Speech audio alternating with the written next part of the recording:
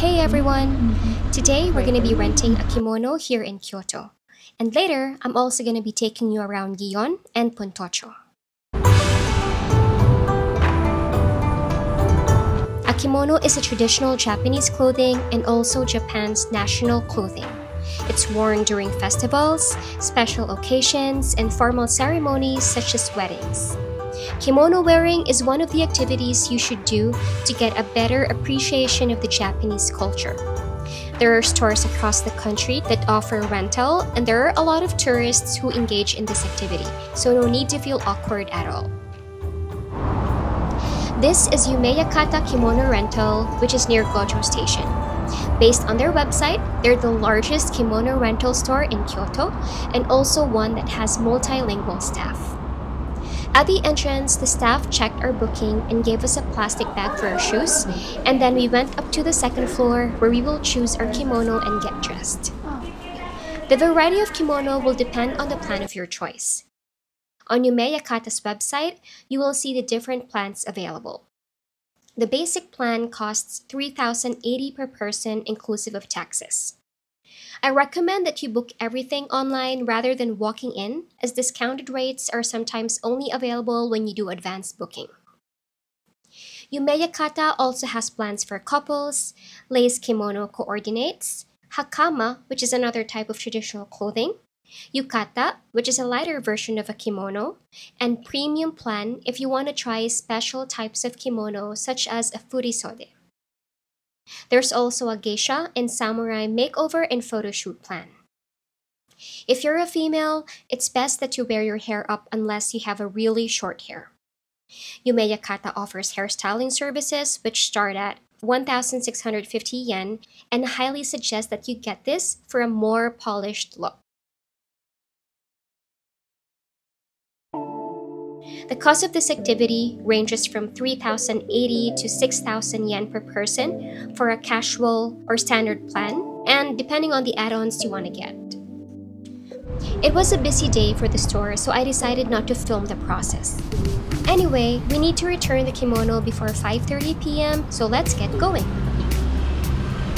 We're heading to Gion, Kyoto's famous geisha district located in Higashiyama Ward. And we're here in Hanami-koji, the most popular street in Gion and where you're most likely to see a geisha. This street has a lot of preserved traditional structures such as machiya, or traditional wooden townhouses used as a place of residence or business. You also have the quaint ochaya or tea houses, which are exclusive establishments where a geiko or maiko would entertain guests. In Kyoto, the local term for geisha is geiko, while a maiko is what you would call a geiko apprentice. You may find Hanami-koji Street a little crowded with traffic enforcers scattered at many points trying to regulate the traffic. So if you're done exploring this street, you may also want to go check these alleys, which are a lot less crowded.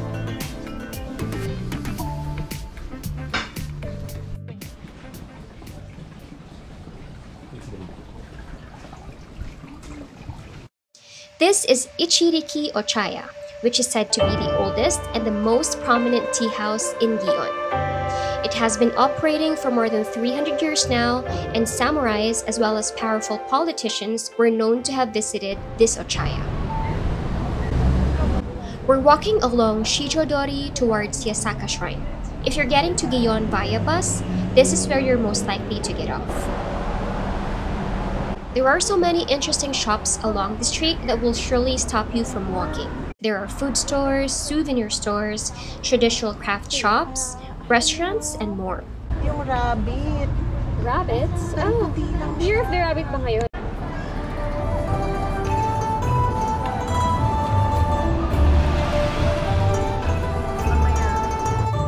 Yasaka Shrine is also known as Gion Shrine and was established in 1350. There are also food stalls inside, and we bought some flavored ice shaving for 400 yen each. This is perfect because the layers of my kimono is making me sweat a little. Plus, the obi, or the belt that holds the kimono together, is a little heavy, and I feel tired from all the walking. After visiting Yasaka Shrine, we headed off to what is probably my favorite place here in Gion, located on the other side of Shijodori and opposite of Hanami-koji Street. The hidden gem is Shirakawa Lane, a 200-meter street decorated with cherry trees and willow trees, and which runs alongside the Shirakawa Canal. This is literally one of the most beautiful streets I have ever been to, and it seems that not a lot of people come here since most tend to linger in Hanami-koji.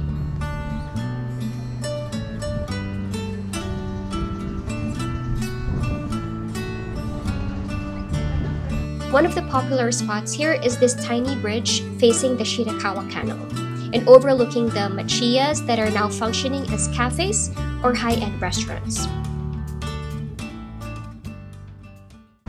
We're back in Gojo to participate in a tea ceremony at a cultural center near Yumeyakata. This activity costs 400 pesos per person and was booked via Klook. It's a classroom setup tea ceremony where you'll be given all the materials you need and an instructor will demonstrate how to make a matcha, which you're supposed to follow afterwards. Tea ceremony is one activity that I highly recommend when you're in Japan. But honestly, I won't recommend this type of classroom experience at all. It's very informative, yes, but it's not the authentic tea ceremony experience. Unfortunately, we ran out of slots at nearby tea rooms and my friends have never experienced joining a tea ceremony before, so we had to grab whatever's available.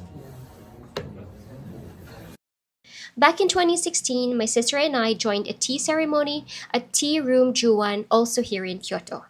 And we had a great experience. We even got a certificate of participation afterwards. It was held in a tatami tea room with a beautiful garden outside, and the ceremony was hosted by a tea master in a kimono. Ours was a small group, and everyone had a chance to make her own matcha.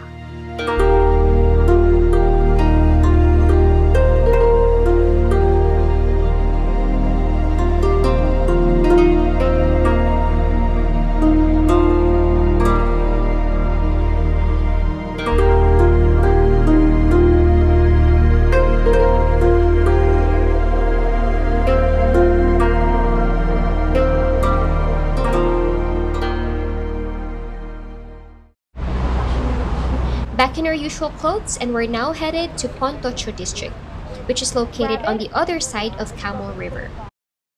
Just after this bridge are tiny alleys lined with restaurants, tea houses, and izakaya that are open during the night.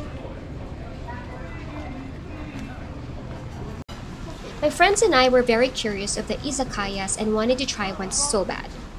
Izakaya is a traditional Japanese bar serving drinks and small portion dishes.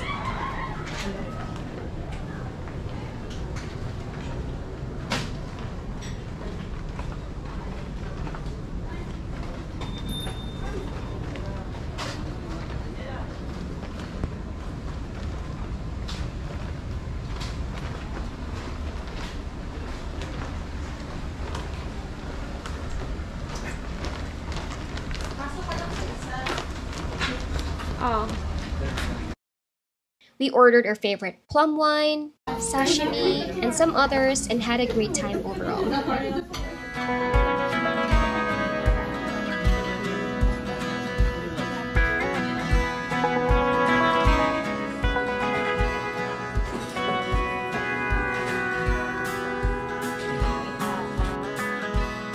Our total bill was 6,000 yen. Dining here by yourself can be quite expensive because you don't have anyone to share the food with, so you really need to set aside some budget if you want to have an izakaya experience.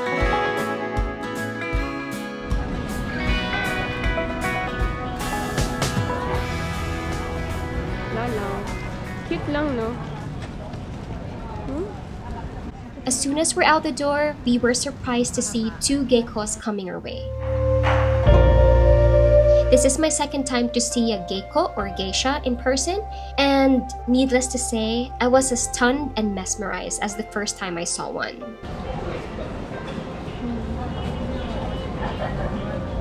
By the way, when you see a gecko or maiko, please do respect their privacy.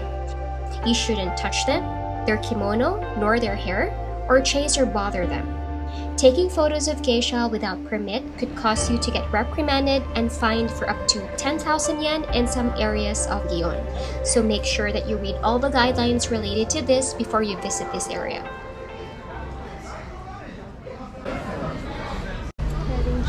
Lastly, before you wear a kimono, please familiarize yourself with kimono etiquette so you can avoid acting in ways that could inadvertently disrespect Japanese culture.